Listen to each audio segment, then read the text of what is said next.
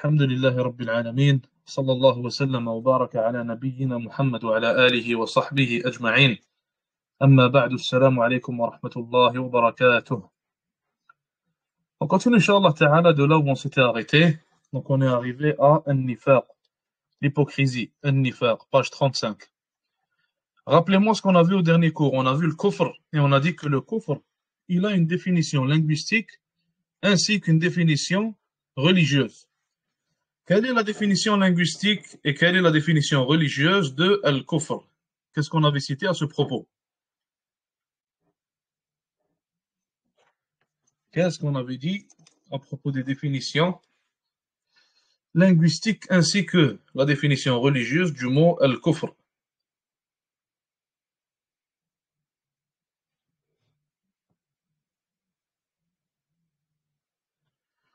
Le kufr linguistiquement dissimuler quelque chose. Exactement. Cacher, recouvrir, dissimuler.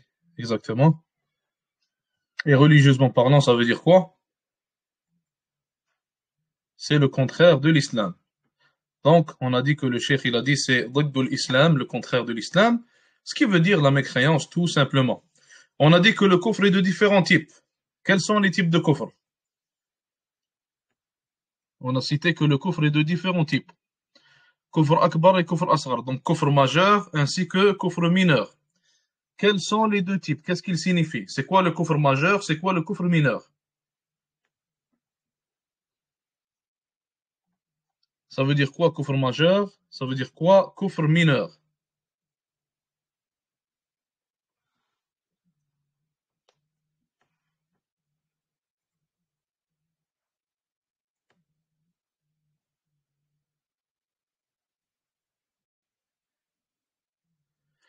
Le kufr akbar, c'est le fait de ne pas croire en Allah et ses messagers. Exactement, ça c'est la définition du livre. D'une manière plus générale, c'est mécroire en islam. Le majeur fait sortir de la religion. Non, ça c'est encore une fois la même erreur que vous faites à chaque fois. Il faut faire attention à ça. J'ai pas dit quelles sont les conséquences du kufr majeur et du kufr mineur. Si tu vas maintenant faire un examen dans une université islamique, ils te disent qu'est-ce que le kufr majeur et tu leur dis il fait sortir de l'islam, tu as zéro. Tu vas avoir réponse fausse. Parce que là, on ne demande pas la conséquence du kufr majeur. Ce qu'on demande, c'est plutôt qu'est-ce que le kufr majeur? Donc le kufr majeur, c'est ne pas croire en Allah, ne pas croire en l'islam. Qu'est-ce que le kufr mineur maintenant? Qu'est-ce que le kufr mineur?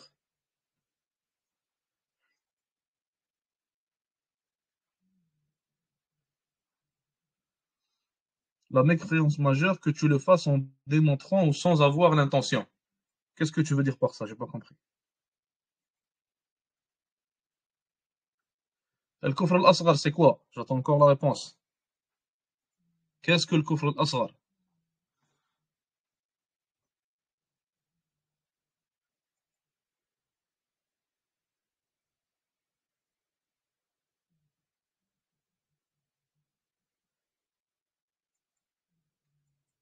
C'est les péchés qu'Allah Azza wa Jal ou son messager alayhi salatu salam ont appelés du kufr. Exactement.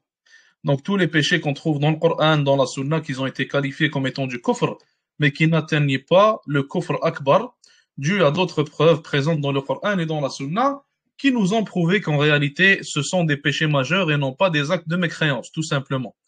Et Allah Azza wa Jal les cite et les qualifie comme étant du kufr, et son prophète alayhi salatu salam fait de même, tout simplement pour nous montrer la gravité de cette action, même si elle n'atteint pas le kufr d'une manière plus spécifique. Bref, on commence, Inch'Allah Ta'ala, le cours d'aujourd'hui. On commence, Inch'Allah Ta'ala, le cours d'aujourd'hui. Donc, le cheikh dit ici qu'Allah le récompense, il dit, page 35, An-Nifaq, page 35, l'hypocrisie. Il va donner encore une fois les deux définitions. Il commence par At-Ta'rif al-Lughawi, la définition linguistique de l'hypocrisie. Il dit à son propos, Hiya ikhfa'u ash-shay'i wa ighmaduh.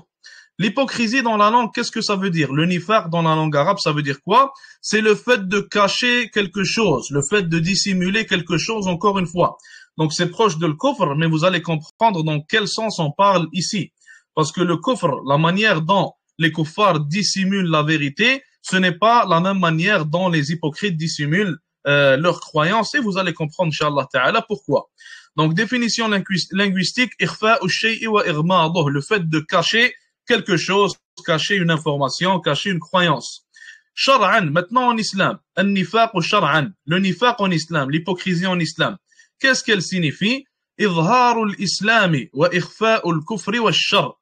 Donc en islam, quand on parle des hypocrites, quand on parle de nifaq et de l'hypocrisie, on parle du fait de cacher, ou plutôt du fait de montrer l'islam de manière apparente. Une personne se montre comme étant musulmane, mais elle cache en son intérieur, elle cache la mécréance et elle cache le mal.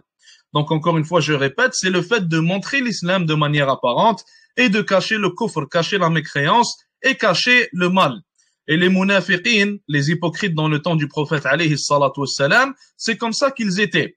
Allah Azza wa Jal les a décrits, Nabi alayhi salatu wassalam les a décrits, les savants ont donné des descriptions aussi, et ces descriptions reviennent à dire que ces gens-là, ils montraient l'islam de manière apparente, ils se faisaient passer pour des musulmans, ne se faisaient pas passer pour des mécréants, mais en réalité, à l'intérieur, ils ne croyaient pas en Allah, ne croyaient pas en son messager alayhi salatu wassalam, et ils ne croyaient pas en l'islam. Donc ces gens-là montraient l'islam de manière apparente et cachaient le kufr et cachaient le mal en leur fort intérieur. Et d'ailleurs, pourquoi est-ce que ces gens-là étaient des hypocrites et pourquoi est-ce qu'ils montraient l'islam? Pourquoi est-ce qu'ils n'ont pas simplement dit on est des juifs, on est des chrétiens, on est des mécréants, on ne croit pas en l'islam, au lieu de faire ce qu'ils ont fait et de se faire passer pour des musulmans?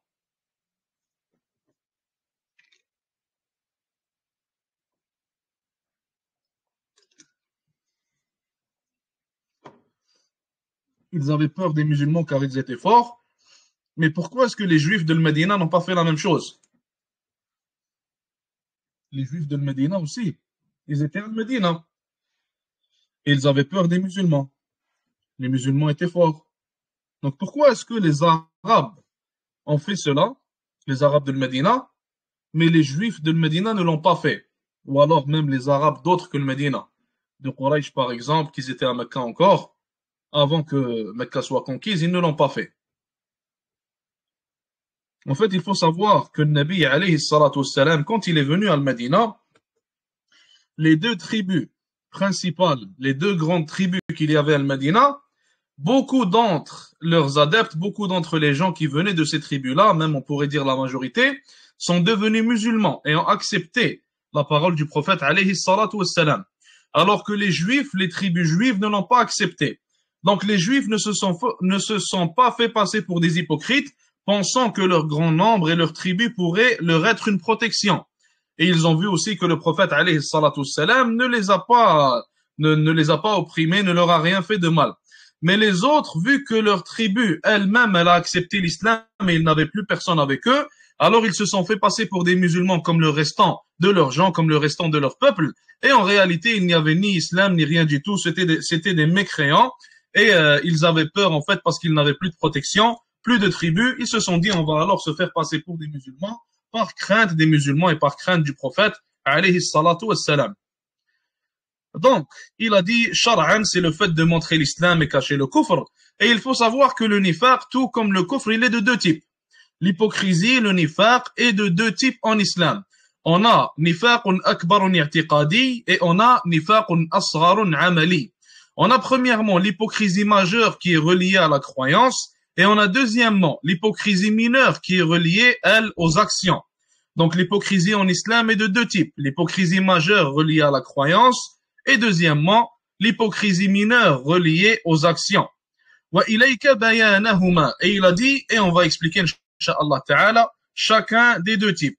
Il commence par expliquer le nifaqul i'tiqadi. Il commence par expliquer l'hypocrisie majeure reliée à la croyance. Il dit à propos d'elle ici, ta'rifuhu, sa définition. Donc, quelle est la définition de l'hypocrisie majeure? Il dit ici qu'Allah le récompense. هو النفاق الأكبر الذي يظهر صاحبه الإسلام ويبطن الكفر. Il dit l'hypocrisie majeure, sa définition c'est quoi? C'est l'hypocrisie majeure et celui qui tombe dedans, en fait, qu'est-ce qu'il fait? Il montre l'islam et il cache la mécréance. L'hypocrisie majeure, هو النفاق الأكبر, c'est l'hypocrisie majeure, le plus grand type d'hypocrisie qu'il y a. Et la personne, en fait, qui tombe dans cette hypocrisie-là, qu'est-ce qu'elle fait? Elle montre l'islam aux gens, elle se fait passer pour une musulmane et elle cache le kufr, elle cache la mécréance en la religion islamique. Et vous allez voir quand on donnera, Inch'Allah Ta'ala, la définition de la deuxième hypocrisie, quelle est la différence entre les deux. Donc, il a donné sa définition, il passe après à son hukm. Il dit, ma huwa hukmuhu, quel est le jugement de l'hypocrisie majeure? Il nous dit ici qu'Allah le récompense, mukhrijun min ad-din bil kulliya wa sahibuhu fi ad-dark al-asfali min an-nar. Il dit toute personne qui tombe dans l'hypocrisie majeure, alors elle sort automatiquement de l'islam d'une manière complète. Elle n'est plus considérée comme étant musulmane, elle est plutôt mécréante. Wa sahibuhu fi ad-dark al-asfali min an-nar. Et quiconque tombe dans l'hypocrisie majeure sera dans l'étage le plus bas, l'étage le plus profond de l'enfer, billah, qu'Allah nous préserve. Donc d'où est-ce qu'il tire ça, le cheikh, qu'Allah le récompense? Allah Azza wa Jal, excusez-moi. Allah Azza wa Jal dit dans le Coran, innal munafiqina fi ad-darki al-asfali min an-nar. Certes, les mécréants sont dans l'étage le plus bas, le plus profond de l'enfer, qu'Allah nous en préserve et qu'Allah nous éloigne de l'enfer. Donc, encore une fois, je répète, le jugement de toute personne qui tombe dans l'hypocrisie majeure et qu'elle sort de l'islam automatiquement et elle n'est plus musulmane et elle sera, billah, si elle meurt sur cet état, dans l'étage le plus bas de l'enfer. Maintenant, anwa'uhu. Il y a deux types d'hypocrisie. Il y a l'hypocrisie majeure que nous sommes en train d'expliquer et sous l'hypocrisie majeure, il y a aussi différents types. Donc, sous les deux types d'hypocrisie qu'on a, majeure et mineure, il y a aussi différents types. Le cheikh va nous citer les 6 types d'hypocrisie majeure ici. Il commence par le premier en disant une personne peut tomber dans l'hypocrisie majeure en démentant le prophète alayhi salatu wassalam. Donc il ne croit pas en le prophète sallallahu alayhi wa sallam et il croit que le prophète sallallahu alayhi wa sallam c'est un menteur. Donc un exemple de cela, il se fait passer pour un musulman, il dit aux gens je suis un musulman, mais il pense que le Nabi alayhi salatu wassalam c'est un menteur. Cette personne-là est tombée dans l'hypocrisie majeure automatiquement. Deuxième type d'hypocrisie majeure. تكذيب بعض ما جاء به الرسول عليه الصلاة والسلام. Le fait de démentir ne serait-ce qu'une partie infime de ce avec quoi est venu le prophète alayhi salatu wassalam. Le fait de démentir ne serait-ce qu'une partie infime de ce qu'Allah Azza wa Jalla a révélé au prophète sallallahu alayhi wa sallam. Encore une fois, toute personne se faisant passer pour un musulman, apparemment, et qui dément une partie de l'islam, sort automatiquement de la religion d'Allah Azza wa Jalla. Et sachez d'ailleurs que les savants disent que toute personne qui renie ne serait-ce qu'une lettre qu'il y a dans le Coran, ou alors une seule lettre qu'il y a dans un hadith authentique et pense qu'elle n'est pas vraie, alors que le hadith est authentique, cette personne-là sort automatiquement de la religion d'Allah Azza wa Jal. Troisième type. Le cheikh dit ici qu'Allah le récompense, Bourdur Rasouli alayhi salatu wassalam. Bourdur Rasouli alayhi salatu wassalam. Le fait de détester le prophète sallallahu alayhi wa sallam. Toute personne se faisant passer pour un musulman qui a une haine envers le Nabi alayhi salatu wassalam, ou une haine envers une action que fait le prophète sallallahu alayhi wa sallam, ou une haine envers quoi que ce soit qui fait partie de Nabi alayhi salatu wassalam, ou alors de sa vie, ou alors de sa sira, cette personne-là, encore une fois, elle sort de l'islam. Quatrièmement, بغض بعض ما جاء به الرسول عليه الصلاة والسلام. Le fait de détester ne serait-ce qu'une partie infime de ce avec quoi est venu le prophète alayhi salatu wassalam. Le fait de détester ne serait-ce qu'une partie intime de ce avec quoi est venu le Nabi alayhi salatu wassalam, ce qu'Allah Azza wa Jal lui a révélé subhanahu wa ta'ala. Pourquoi est-ce qu'ici dans le troisième il nous dit le fait de détester le Nabi sallallahu alayhi wa sallam, et dans le quatrième il nous dit le fait de détester ne serait-ce qu'une partie infime avec laquelle il a été envoyé sallallahu alayhi wa sallam. Est-ce qu'il n'aurait pas été suffisant que le cheikh nous dise le fait de détester le prophète sallallahu alayhi wa sallam? Est-ce que ça n'inclut pas tout? Pourquoi est-ce qu'il y a une répétition ici?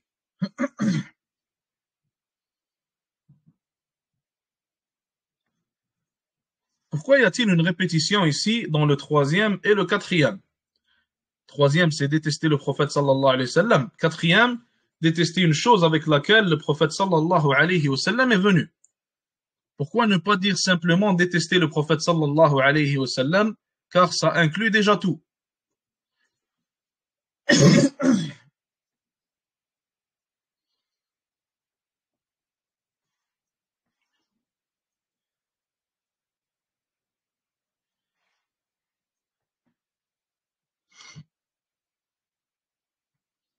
Exactement. Car certaines personnes aiment le Nabi alayhi salatu salam, mais détestent une partie de la révélation. Exactement, c'est exactement ça. Des fois, tu vas voir, subhanallah, certains mécréants, ils vont te dire, I love this man, I love Muhammad sallallahu alayhi wa sallam, he's the best man that walked on earth. Ils vont te dire, c'est le meilleur homme qui a marché sur terre.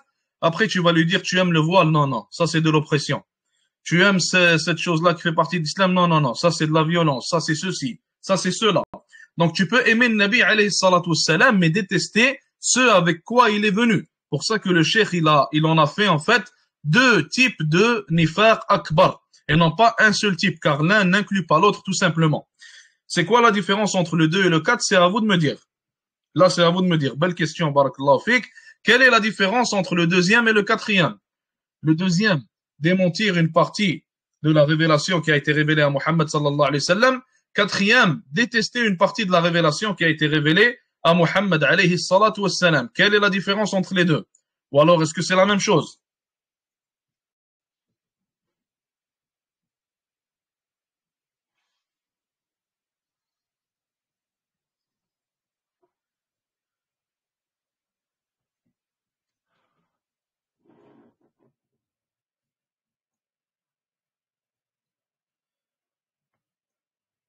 Non, c'est pas ça.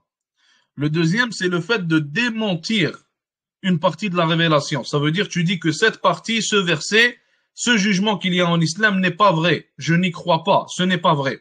Le quatrième, c'est que tu détestes le verset. Même si tu y crois, même si tu sais que c'est vrai, tu le détestes.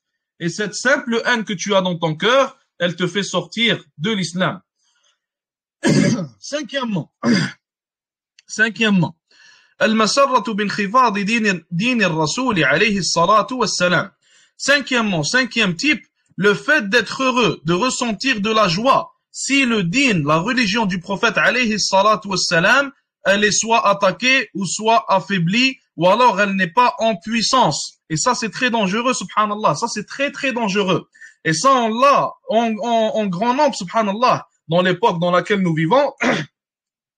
J'ai vu certaines vidéos, subhanallah al-azim, certaines personnes qui prétendent être musulmanes sont contents quand les sionistes sont en train de tuer des musulmans à Gaza.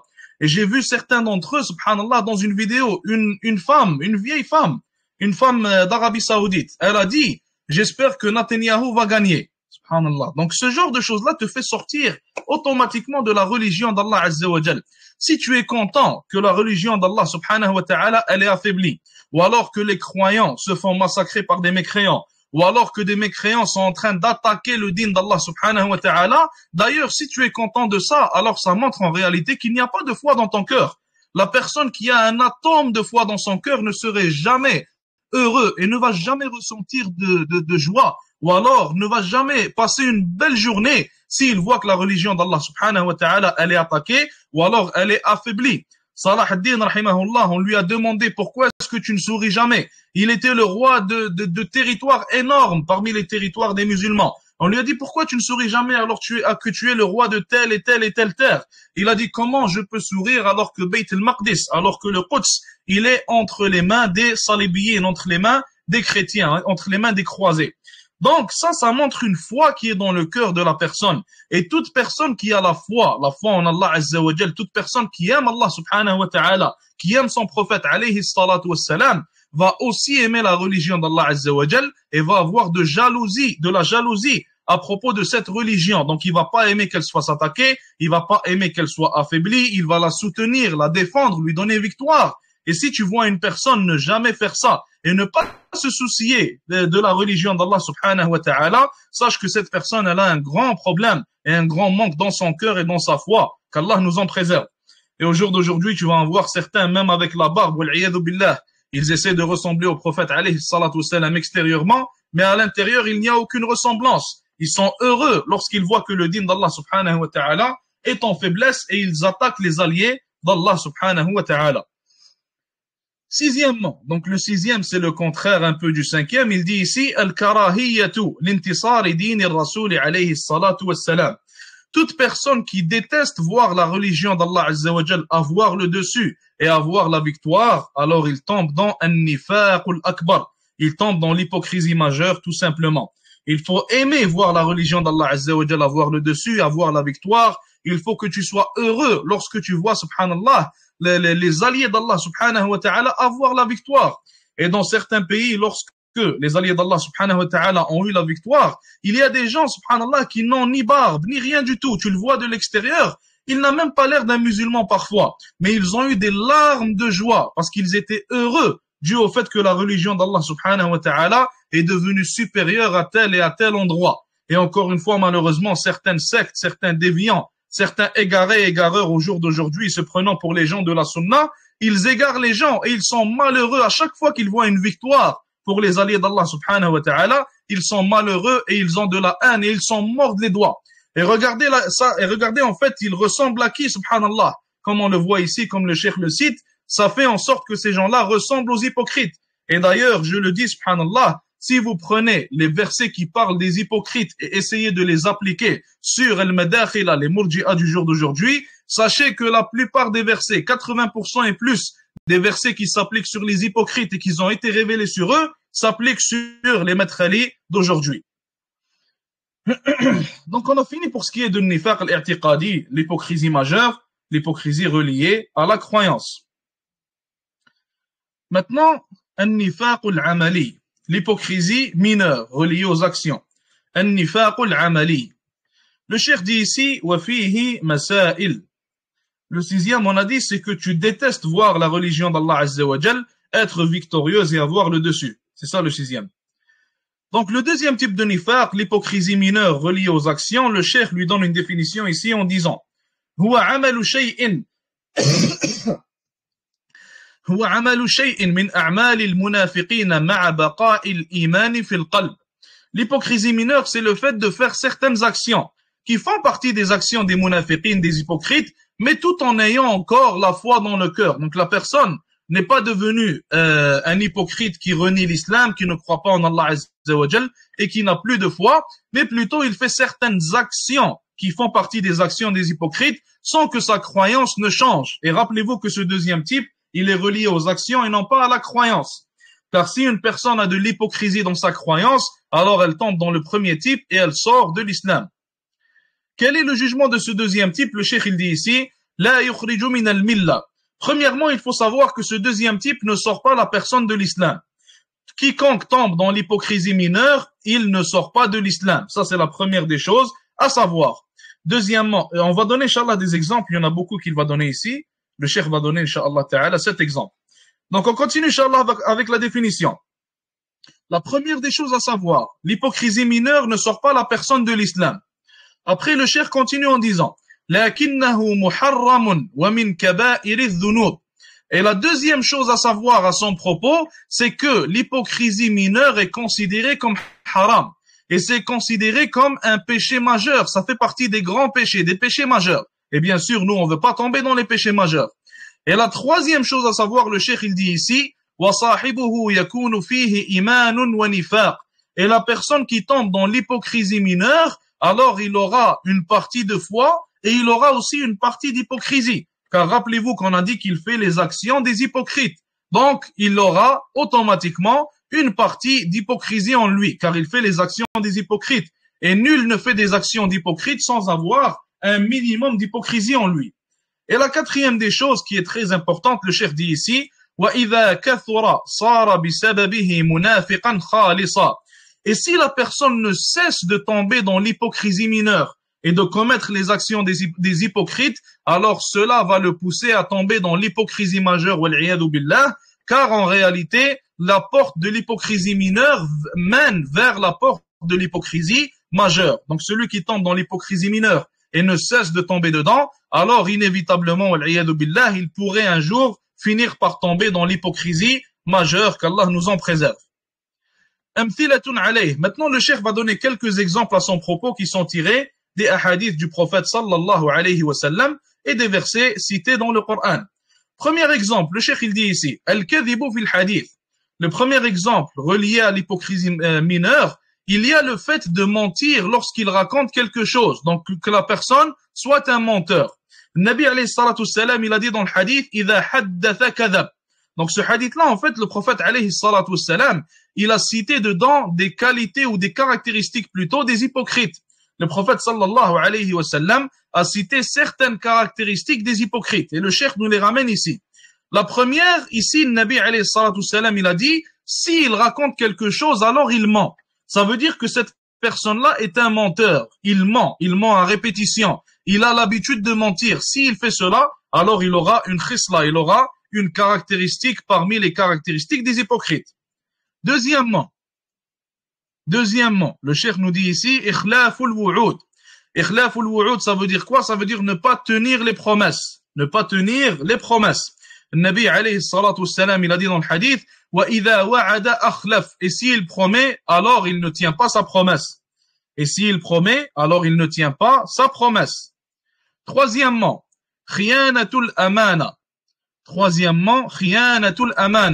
Le fait de trahir la confiance. Quelqu'un te fait confiance à propos de quelque chose et tu trahis cette confiance. Le Nabi alayhi salatu wassalam, il a dit dans le hadith, wa idha tumina khan. Et si on lui fait confiance, alors il trahit. Ça veut dire, mathalan, quelqu'un te fait confiance à propos de son argent, il te dit de le garder et toi tu en voles une partie. Quelqu'un te fait confiance à propos d'une parole qu'il te dit, il te dit de ne pas le répéter et toi tu vas le répéter. Quelqu'un te fait confiance à propos d'un secret et toi tu vas aller exposer cette personne et raconter ses secrets à tout le monde. Donc tout ça, ça tombe dans le fait de trahir al-amana, trahir la confiance. Quatrièmement, al-fujuru fil khusuma. Qu'est-ce que ça veut dire al-fujuru fil khusuma? C'est le fait d'abuser. Et on va l'expliquer, Inch'Allah. C'est le fait d'abuser lorsqu'il se dispute, lorsqu'il y a une dispute. Le Nabi alayhi salatu salam, il a dit, wa idha khasama fajar. Et s'il se dispute, il va commettre ce qu'on appelle al-fujur. Qu'est-ce que ça veut dire al-fujur? Il faut savoir, premièrement, lorsque le croyant a une dispute avec son frère, alors ce qu'il essaye de faire, premièrement, il essaye de ne pas abuser dans cette dispute-là. Il essaye de ne pas parler mal à son frère, de ne pas blesser son frère, de ne pas insulter son frère, de ne pas aller inventer des choses sur son frère. Et il essaye aussi de contrôler la dispute pour ne pas qu'elle s'aggrave et qu'elle s'agrandit. Et il essaie aussi de faire ce qu'on appelle le sulh, de réparer en fait, de renier les liens entre lui et son frère, de demander pardon, de régler ce problème-là d'une manière générale. Alors que l'hypocrite, lui, qu'est-ce qu'il va faire? S'il y a une khusuma, il y a une dispute entre lui et quelqu'un, il va aller mentir sur la personne, il va mal parler sur lui, il va inventer des choses sur lui, il va l'accuser de choses qu'il n'a pas fait, il va commencer à révéler ses secrets. Donc si maintenant deux amis se disputent, l'un d'entre eux tombe dans l'hypocrisie mineure, il va commencer à révéler les secrets que son ami lui a dit au moment où ils étaient bien entre eux, au moment où il n'y avait pas de dispute entre eux, il va commencer à les révéler aux gens. Donc tout ça, ça tombe dans al-fujur fil khusuma, le fait de commettre ce qu'on appelle al-fujur lors d'une dispute. Et ça fait partie des caractéristiques des hypocrites. Cinquièmement, al-ghadru fil uhud. Al-ghadru fil uhud, qu'est-ce que ça veut dire? Ça veut dire s'il fait un pacte mathalan, ou si il jure mathalan, ou alors il signe qu'il va respecter une certaine condition, eh ben l'hypocrite ne va pas la respecter. Il va signer mathalan un pacte, il va pas respecter le pacte, il va briser le pacte. Il ne va pas respecter les conditions qu'il y a dedans. Nabi alayhi salatu salam, il a dit, wa idha ahada ghadar. Et s'il fait un pacte mathalan, il fait ce qu'on appelle le ghadr, il va trahir. Il ne va pas respecter son pacte, il ne va pas tenir sa parole. Sixième caractéristique. التكاسل عن الصلاة مع الجماعة في المسجد. Sixièmement, التكاسل عن الصلاة مع الجماعة في المسجد. Donc en fait, il a la flemme de prier la prière en groupe à la mosquée. Il n'a pas d'énergie lorsque le moment vient pour aller prier la prière en groupe à la mosquée. Plutôt, il tombe dans la flemmardise, il n'a pas envie d'y aller. Et s'il y va, il se sent lourd, subhanallah. S'il y va, il se sent très lourd, il sent que c'est très dur sur lui, il n'a pas envie de le faire. Donc tout ça, ça tombe dans cette sixième caractéristique. Allah Azza wa Jalla dit, وَإِذَا قَامُوا إِلَى الصَّلَاةِ قَامُوا كُسَالًا. Et s'ils se lèvent pour la prière, ils se lèvent en état de flemmardise. C'est très lourd pour eux. Pour les hypocrites, ou alors je devrais dire pour nous, pas pour eux. Car chacun d'entre nous, subhanallah, devrait se considérer comme un hypocrite. Chacun d'entre nous devrait regarder ces signes-là et voir s'ils sont en nous. S'ils sont en nous, vous savez déjà c'est quoi notre jugement. Et s'ils ne sont pas en nous, il faut quand même se considérer comme un hypocrite. Il n'y en a aucun d'entre nous qui fait assez, aucun d'entre nous qui est entre parenthèses un bon musulman, aucun d'entre nous qui soutient la religion d'Allah Azza wa Jal comme il se doit. Il faut toujours se considérer comme une personne qui ne fait jamais assez et une personne qui fait que du négatif. Et c'est ça qu'on est en réalité. Nous sommes des personnes qui ne font que du mal, que du négatif. Nous faisons que ce qui nous éloigne d'Allah subhanahu wa ta'ala et on est loin de faire assez. Et certains tabi'in, radiyallahu anhum, ils ont rencontré des sahabis, ils ont rencontré des compagnons et certains d'entre eux, ils ont dit, j'ai rencontré 30 compagnons et chacun d'entre eux craignait d'être un hypocrite. Alors que dire de moi et toi? Est-ce qu'il suffit que la personne ait une seule caractéristique pour être considéré hypocrite? S'il a une caractéristique parmi ceux-là, parmi celles qu'on vient de citer, alors il tombait dans l'hypocrisie mineure. S'il a l'une de ces caractéristiques, il est tombé dans l'hypocrisie mineure. Septièmement, الرياء في العمل. الرياء في الأعمال الصالحة. Donc, le riya, c'est quoi? C'est l'ostentation. Il pratique l'ostentation lorsqu'il fait de bonnes actions. Il pratique l'ostentation lorsqu'il fait de bonnes actions. Allah Azza wa Jalla a dit dans le Coran à ce propos, yura'una an-nas. Donc, ils font des actions pour les gens. Ils font des actions par riya, par ostentation. Toute personne qui fait cela, encore une fois, a une caractéristique parmi les caractéristiques des hypocrites, qui est riya, l'ostentation. Est-ce que tout le monde comprend pour l'instant ou alors y a-t-il des questions? Est-ce que tout le monde comprend pour l'instant ou alors y a-t-il des questions?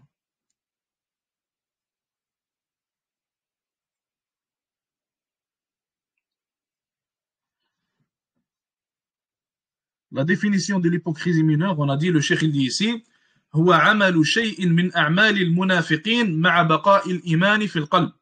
Donc c'est le fait de faire des actions faisant partie des actions des hypocrites, sans que la foi ne disparaisse de son cœur, sans que la foi ne disparaisse du cœur de la personne.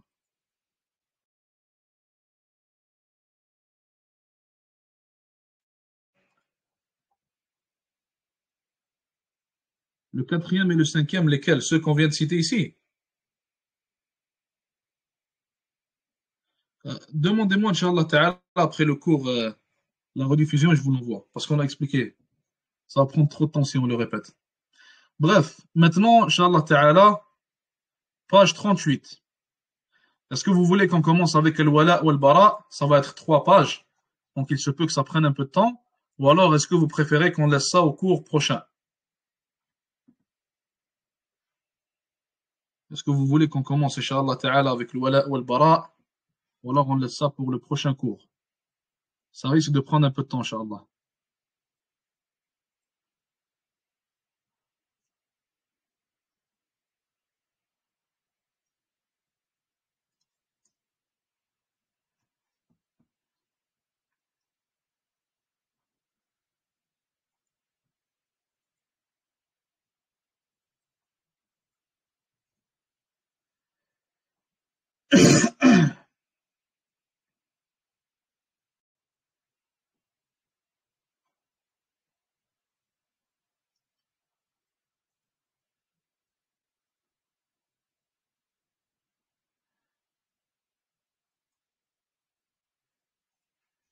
On en a peut-être pour 30-40 minutes, si on continue. 30-40 minutes. Donc on continue ou alors on arrête?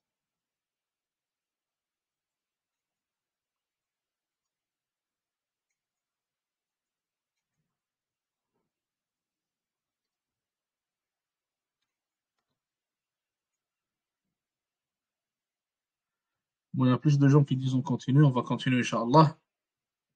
On va essayer de faire ça rapidement. Bref, on commence, Inch'Allah. On essaie de faire ça vite, laisser les questions pour la fin. Donc, al-wala ou al-bara. Al-wala ou al-bara. Le cheikh nous dit ici, qu'est-ce que le wala? Selon la langue arabe, al-wala, ça veut dire, ou plutôt ça vient de al-wilaya, wa hiya al-mahabba. Donc, al-wala, ça vient de quoi? Ça vient de l'alliance. Al-wala, dans la langue arabe, ça vient de l'alliance. Et l'alliance, en réalité, ça peut être considéré comme l'amour envers un groupe ou alors une personne. Ça peut être considéré comme mathalan une alliance, comme on a dit, comme l'aveu mathalan. Donc tout ça, ça rentre dans ce qu'on appelle al-wala. Tout ça, ça rentre dans ce qu'on appelle al-wala. Et al-bara qu'on a ici, qui est la deuxième partie de al-wala ou al-bara, le cheikh le définit ici dans la langue arabe en disant مصدر bara بمعنى قطع ومنه bara القلم بمعنى قطعه. Donc le cheikh dit ici que le bara ou dans la langue arabe, ça vient de quoi? Ça vient de qata'a, ça vient de qata'a. Qata'a, ça signifie couper. Et vous allez comprendre, inshallah ta'ala, pourquoi est-ce qu'on parle de couper ici. Donc, ta'rifuhu istilahan, la définition religieuse de al-wala ou al-bara. Pour ce qui est de al-wala, le cheikh dit ici محبة المسلمين ونصرتهم وإكرامهم واحترامهم والقرب منهم. Donc, al-wala, c'est 5 choses. Al-wala dans la religion, c'est 5 choses. C'est premièrement l'amour envers les musulmans. Al-wala dans la religion, c'est l'amour envers les musulmans. Deuxièmement, c'est le fait de soutenir et donner victoire aux musulmans. Le fait de soutenir et donner victoire aux musulmans. Troisièmement, c'est le fait d'honorer les musulmans. C'est le fait d'honorer les musulmans. Quatrièmement, le fait de respecter les musulmans. Ihtiramuhum, le fait de respecter les musulmans. Cinquièmement et dernièrement, wal qurbu minhum, et le fait d'être proche d'eux, le fait d'être allié avec eux, d'être proche d'eux, tout ça, ça rentre dans al qurbu minhum. Et le bara est composé de 3 choses. Al wala composé de 5 choses, on vient de les citer. Al bara'u est composé de 3 choses. Premièrement, bughdul kafirin. Deuxièmement, al bu'du anhum. Troisièmement, wa tarku munasaratihim. Le premier, c'est le fait de détester al-kuffar, détester ceux qui sont mécréants et qui ont mécru en la religion d'Allah Azza wa Jal, car Allah subhanahu wa ta'ala n'aime pas de telles personnes. Deuxièmement, al-bu'du anhum, le fait de s'éloigner d'eux, de ne pas être ami avec eux, ne pas être proche d'eux, ne pas être allié avec eux. Troisièmement, wa tarku munasaratihim, et le fait de délaisser leur soutien, ne pas leur donner victoire, ne pas les soutenir. Donc ça, c'était pour les 3 conditions, les 3 plutôt piliers de al-bara. Ahammiyatul wala'i wal bara. Quelle est l'importance de l'wala wal bara dans la religion? La première chose qui cite son importance, hiya min usuli al-aqidati al-islamiyya. Il faut savoir que l'wala wal bara fait partie des piliers, fait partie des fondements de la aqida islamique. Et sans l'wala wal bara, la aqida au complet, elle tombe à l'eau. Et d'ailleurs, je pense, wallahu a'lam, on a une halaqa sur ça, sur YouTube. Deuxièmement, awthaqu ura al-iman, c'est l'anse la plus solide de la foi. L'anse, on peut dire aussi la poignée la plus solide de la foi, la plus solide de al-iman. Troisièmement, أنه من ملة إبراهيم عليه السلام وملة محمد صلى الله عليه وسلم. الولاء والبراء était une chose très importante, ou plutôt est une chose très importante dans la voie de Ibrahim, la millat Ibrahim alayhi salam, ainsi que celle de Muhammad sallallahu alayhi wa sallam. Et d'ailleurs, l'un des meilleurs exemples qu'on a dans le Coran de l'wala wal bara, c'est l'exemple de Ibrahim alayhi salam. Maintenant, aqsamul muwalat. Quels sont les types de muwalat? Il y a 2 types de muwalat. Le cheikh nous dit ici, il y a 2 types de muwalat. Premièrement, il y a tawalli, et deuxièmement, il y a al-muwalat. Premièrement, il y a al-tawalli, et deuxièmement, il y a al-muwalat qu'on va expliquer, incha'Allah ta'ala. Le cheikh commence par dire al-tawalli. Qu'est-ce que tawalli? La définition de tawalli, c'est mahabbatu shirki wa ahlihi wal kufri wa ahlih wa nusratu al-kuffari ala ahli al-iman. Donc, al-tawalli, ça signifie quoi? Al-tawalli, c'est le fait d'aimer le shirk et ses partisans, et d'aimer le kufr et ses partisans, et de leur donner victoire, de les soutenir contre les gens de la foi. Donc, je répète, aimer le shirk et ses partisans, aimer le kufr et ses partisans, et leur donner victoire, les soutenir sur les gens, ou plutôt contre les gens de la foi, contre les musulmans, contre les alliés d'Allah Azza wa Jal. Quel est le jugement d'une personne qui commet cela? Le cheikh dit ici, kufrun akbar wa riddatun anil islam. Donc toute personne qui tombe dans cela, toute personne qui commet cela, alors elle tombe dans le kufr akbar, elle tombe dans la mécréance majeure, et elle tombe dans l'apostasie, l'apostasie de la religion d'Allah subhanahu wa ta'ala. Quelle est la preuve de ça? Allah Azza wa Jal nous dit dans le Coran, وَمَنْ يَتَوَلَّهُمْ مِنْكُمْ فَإِنَّهُ مِنْهُمْ. Et quiconque les prend pour alliés entre vous, alors il devient un des leurs. Surat al-Ma'ida, verset 51. Donc ça, c'était pour ce qui est de tawalli. Maintenant, al-muwalat. Deuxièmement, al-muwalat. Le cheikh dit ici, le ta'rif et le dabit, la définition de al-muwalat, c'est quoi? Le cheikh dit ici, محبة أهل الكفر وأهل الشرك لأجل الدنيا ولا تكون معه نصرة وإلا كان من التولي. Donc le muwalat c'est quoi? C'est le fait d'aimer les mouchriquins, d'aimer les gens de la mécréance et les gens du shirk pour la dunya. Donc les aimer pour la dunya et non pas pour l'akhira. Ne pas aimer leur religion, ne pas aimer leur shirk. Plutôt tu les aimes pour leur dunya, tu les aimes pour la technologie, pour le matériel, pour l'argent, pour les avancées technologiques qu'ils ont, leur puissance, etc. Mais tu ne les aimes pas pour leur religion. Donc ça, c'est une première différence qu'on a avec Tawalli. Et deuxième différence, le cheikh, il dit ici, cet amour-là doit être, ou plutôt, cet amour-là doit être sans nusra. Donc tu leur donnes pas victoire, tu ne les soutiens pas contre les musulmans, tu les soutiens pas contre les gens de la foi. Sinon, ça va se transformer en Tawalli. Et ça ne va pas être al-muwalat. Et le jugement de l'muwalat, le cheikh dit ici, muharramatun wa kabiratun min kaba'ir adh-dhunub. Al-muwalat, il dit ici qu'elle est haram et elle fait partie des péchés majeurs. Elle fait partie des grands péchés qu'Allah nous en préserve et purifie nos cœurs. Et la preuve de cela, Allah Azza wa Jal dit dans le Coran, Ya ayyuhal ladhina amanu la tattakhidhu aduwwi wa aduwwakum awliya tulquna ilayhim bil mawadda. Allah Azza wa Jal dit, ô vous qui avez cru, ne prenez pas pour allié mon ennemi ainsi que votre ennemi. Tulquna ilayhim bil mawadda. Et vous leur montrez le mawadda. Le mawadda, ça peut être considéré comme l'amour, comme en fait une forme d'amour. On pourrait laisser ça comme ça, Inch'Allah Ta'ala. Donc ça, c'est la preuve pour ce qu'on appelle al-muwalat. Et le muwalat, contrairement à tawalli, comme vous avez vu, ça ne fait pas sortir la personne de l'islam. Maintenant, quelques exemples de l'muwalat. Le cheikh dit ici, quelques exemples de l'muwalat. Premièrement, التشبه بهم في الملبس والكلام. Parmi le muwalat, ou plutôt fait partie de l'muwalat, le fait de ressembler aux mécréants dans leurs habits ainsi que dans leur manière de parler. Donc dans leurs habits ainsi que dans leur manière de parler. Ça fait partie de l'muwalat. Deuxièmement, deuxième chose faisant partie de l'muwalat, le voyage au pays des mécréants pour visiter. Donc seulement pour visiter, seulement pour se relaxer. Le fait de voyager dans leur pays, ça fait aussi partie de al-muwalat. Ça fait aussi partie de l'muwalat. Troisièmement, al-iqamatu fi biladihim wa adam al-intiqal minha ila balad al-muslimin. Donc troisièmement, troisième type de muwalat, le fait, ou plutôt habiter dans les pays de mécréants et ne pas revenir habiter dans les pays des musulmans, ne pas faire sa hijra vers un pays islamique.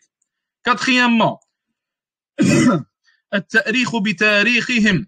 Le fait d'utiliser le tarir, d'utiliser les dates, le calendrier plutôt, excusez-moi, le calendrier des mécréants, au lieu d'utiliser notre calendrier à nous, donc le calendrier, le hijri. Ça aussi, ça fait partie de ce qu'on appelle le muwalat. Cinquièmement, le fait de les assister et d'être avec eux, ou alors de les aider lorsqu'ils veulent faire leur fête, et les fêter. Donc leurs fêtes religieuses comme Noël, comme Halloween, comme Saint-Valentin, toutes ces choses-là, le fait de les assister, de les aider, d'être avec eux, de participer avec eux, ça fait partie de ce qu'on appelle al-muwalat.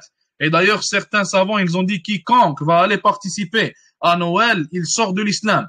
Ou alors plutôt, quiconque va aller faire ce qu'on appelle le tahni'a, féliciter les mécréants qui fêtent Noël, sort de l'islam. Pourquoi est-ce que vous pensez qu'il sort de l'islam? Quelle raison pensez-vous que les savants ont donné pour ce jugement-là?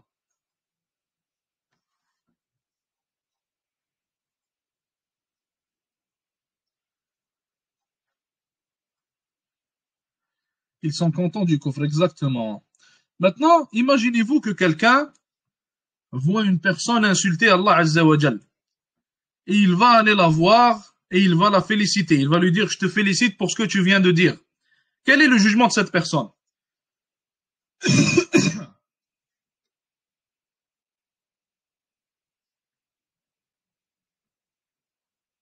Cette personne-là sort de l'islam. Exactement. Barakallahu fikum. Maintenant, qu'est-ce qui est pire?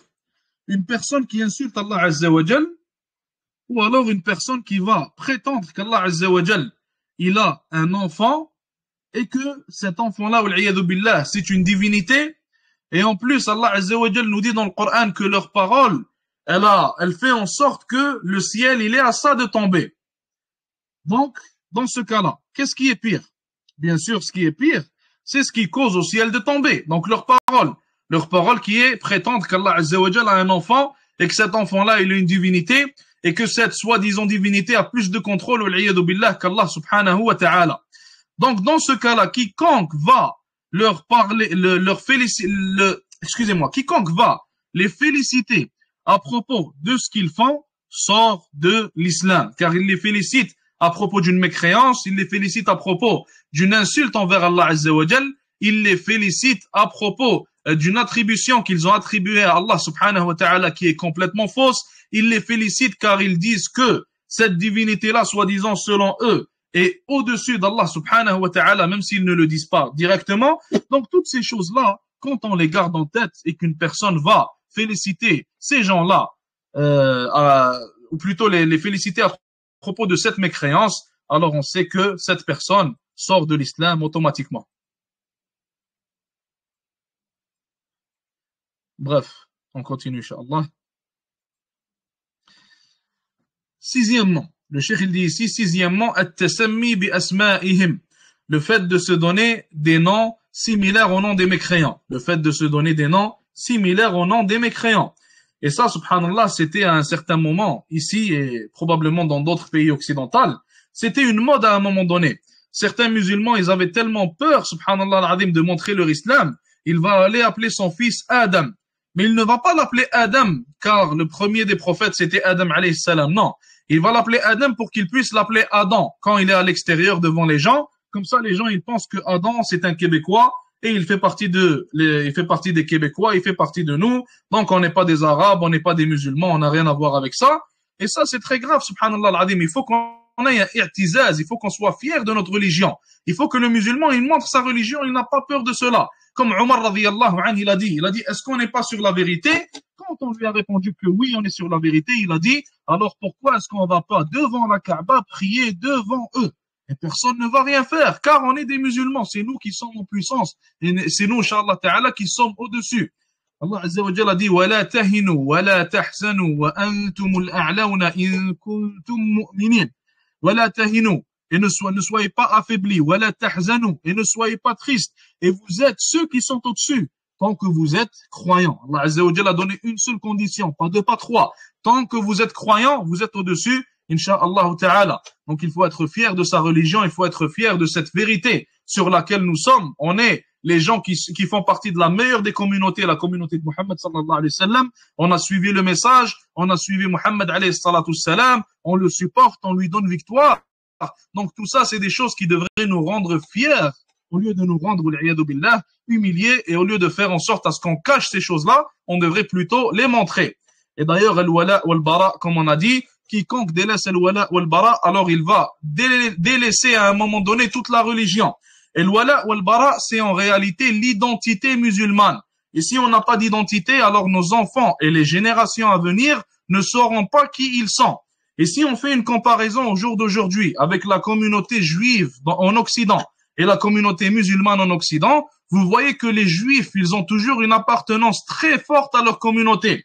Et c'est dû à des raisons, c'est pas tombé du ciel. Tout simplement car ils habitent dans des quartiers seulement juifs, ils vont à des écoles de juifs, ils vont à des activités où ils ne sont qu'entre eux, ils parlent leur langue depuis qu'ils sont tout petits, ils leur apprennent la aqida depuis qu'ils sont tout petits, ils leur montrent qui est l'allié et qui est l'ennemi depuis qu'ils sont tout petits, et dû au fait que nous les musulmans on a délaissé ça, au jour d'aujourd'hui en Occident, le musulman, ses parents, ils ne lui prêtent aucune importance, ne lui apprennent aucune religion, ne lui apprennent rien, ils l'envoient à l'école, à la garderie et ils s'en foutent de lui. À la fin, la seule appartenance qu'il va avoir, qu'Allah nous préserve, c'est l'appartenance aux gangs de rue, l'appartenance aux criminels, l'appartenance au voyoutisme à l'extérieur.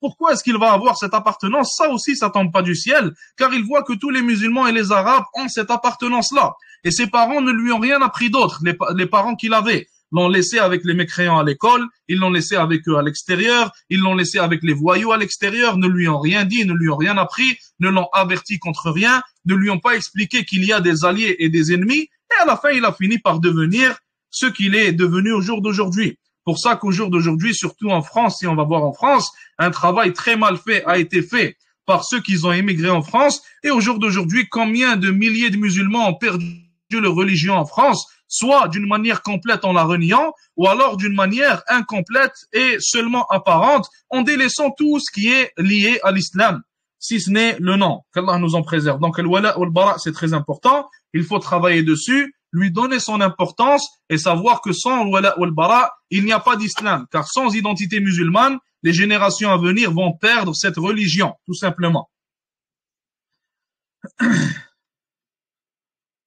Si on a des kuffars dans notre famille non immédiate, c'est le même hukm. De quel hukm est-ce que tu parles? Voulant dire il faut pas être proche d'eux et tout ça?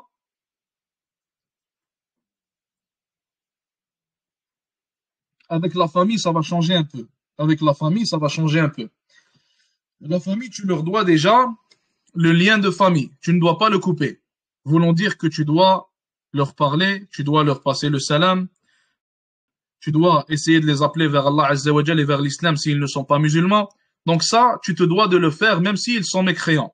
Donc dans ce cas-là, ça va changer un peu avec la famille. Ça ne va pas être le même jugement qu'avec les inconnus.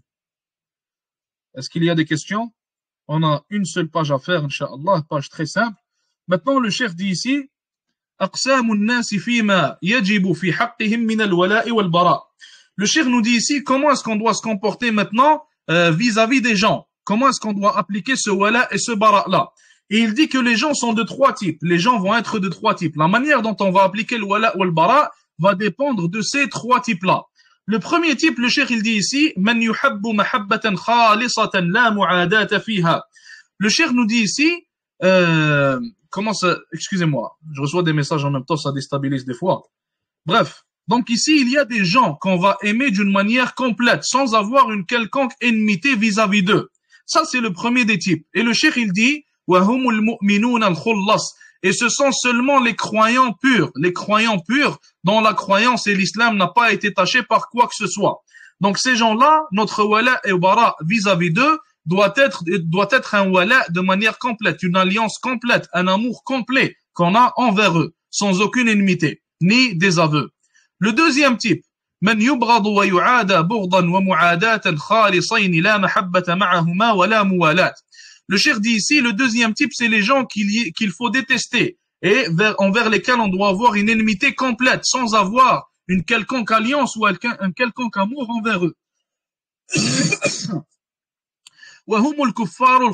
Et le cheikh dit ici, ce sont les mécréants purs. Donc, ils ont que de la mécréance, ils n'ont pas de foi, ni de iman, ni de bonnes actions. Ce sont les mécréants purs, ceux qui sont mécréants d'une manière plus générale. Le troisième type, le cheikh dit ici,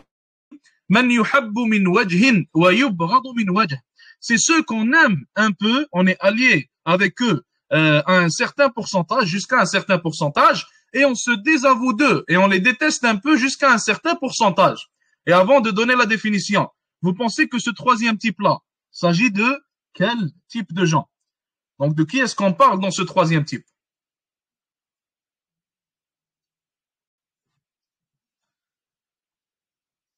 Est-ce qu'avoir un ami proche kafir fait partie de l'wala ou le bara? Oui, il faut avoir le bara envers eux. Tu n'es pas censé avoir un ami proche kafir. Les musulmans qui font des péchés publics seulement, les innovateurs, voilà. Donc ça inclut les innovateurs, ça inclut tous ceux dont la foi et le iman sont tachés. Donc tous les musulmans dont la foi est tachée soit par des péchés publics, soit par des déviances, soit par des innovations, alors ceux-là, on va les aimer pour leur islam, on va les aimer pour le bien qu'il y a en eux, et on va se désavouer d'eux, dû au mal et dû aux déviances et aux égarements dans lesquels ils sont tombés, et dû aux péchés publics qu'ils commettent à la vue de tous. Donc là, il y aura une partie de wala et une partie de bara. Il y aura une partie d'aveu et une partie de désaveu. Pour ça que d'ailleurs, les mashayikh, les savants, ils disent que lorsqu'il y a mathalan un combat, lorsqu'il y a une guerre entre des musulmans innovateurs, entre des musulmans innovateurs qui sont égarés et entre des mécréants, alors tu es obligé dans ce cas-là de soutenir les musulmans, même s'ils sont innovateurs, même si ils commettent tous les péchés possibles à la vue de tous, tant qu'ils sont encore musulmans, tu es obligé d'être avec eux, de les soutenir, de les supporter contre les mécréants bien sûr, car les mécréants sont mécréants et n'ont rien de musulman, et les autres, tu leur dois un wala, tu leur dois une alliance qui est au même pourcentage que leur islam, tout simplement. Les murtad et les kuffar asli, oui, c'est la même chose. Ils prennent le même jugement, oui. Y a-t-il des questions ou est-ce qu'on arrête là, Inch'Allah Ta'ala?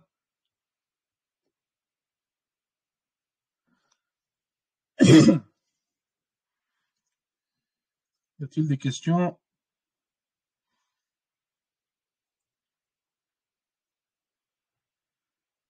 Akhi Mahran, Inch'Allah Ta'ala, dans la rediffusion, il y aura tout ça.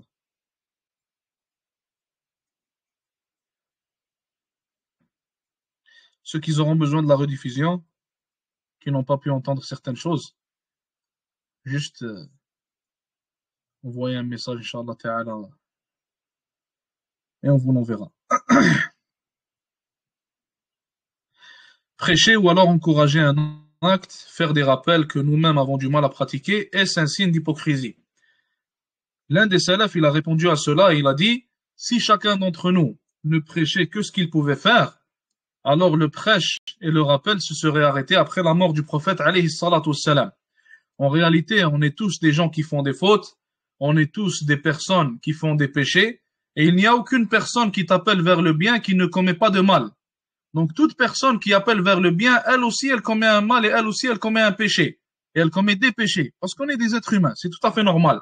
Est-ce que les péchés que l'on commet doivent faire en sorte qu'on arrête de prêcher le bien et d'appeler vers le bien? Bien sûr que non. Sinon, personne n'appellerait vers le bien et personne ne ferait la da'wa.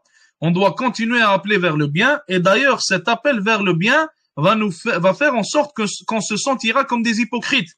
Car tu vas appeler une personne à un certain bien que toi-même tu as du mal à faire, à commettre, à appliquer, et ça va te faire, ça va te pousser plutôt à te repentir à Allah Azza wa Jal et à revoir ta foi et à revoir ta pratique islamique. Tout simplement car tu te rappelleras que toi-même tu as du mal à le faire et que tu appelles les gens vers cela. Donc en réalité, cette chose-là est un double bien. C'est un double bien, Inch'Allah Ta'ala. Il ne faut cesser d'appeler les gens vers le bien, même si nous, on a du mal à commettre ce bien. Il ne faut cesser de rappeler aux gens de délaisser le mal, même si nous, on commet ce mal-là. Et on demande à Allah, Inch'Allah, bi'idnillah, on demande à Allah Azza wa Jal de nous pardonner nos péchés, de nous pardonner nos méfaits et de faire en sorte que l'on ne soit pas parmi les hypocrites. Est-ce qu'il y a des questions ou est-ce qu'on s'arrête là?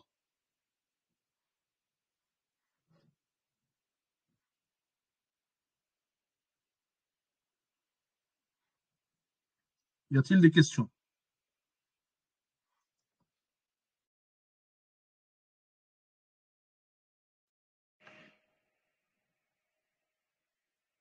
Pas de questions, on va s'arrêter là, Inch'Allah. Jazakumullah khair. وصلى الله وسلم وبارك على نبينا محمد والسلام عليكم ورحمة الله وبركاته.